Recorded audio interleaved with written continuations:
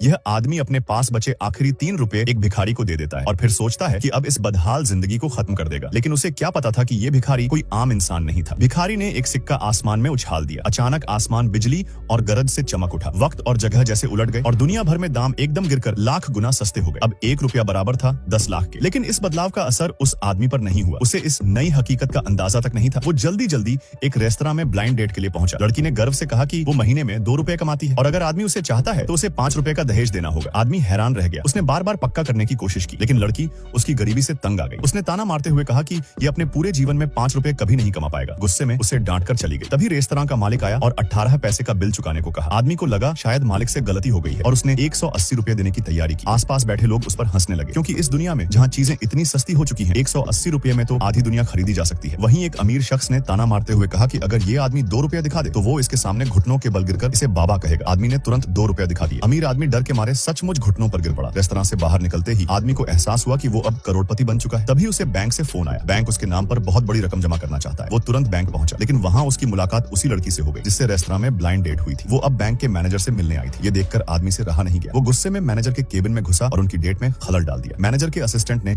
उसे डांटते हुए कहा कि गरीब लोगों का बैंक में आना ठीक नहीं। इस बदतमीजी के बदले में मैनेजर ने आदमी को 1 रुपया पकड़ाया। लड़की ने वहीं कहा कि उसे सिर्फ अमीर लोग पसंद है, जैसे बैंक मैनेजर। लेकिन आदमी ने कहा ये पैसे बहुत कम है। उसे बाहर निकालने ही वाले थे कि तभी बैंक का सीनियर मैनेजमेंट आ गया, क्योंकि असल में वो आदमी बैंक का वीआईपी कस्टमर था।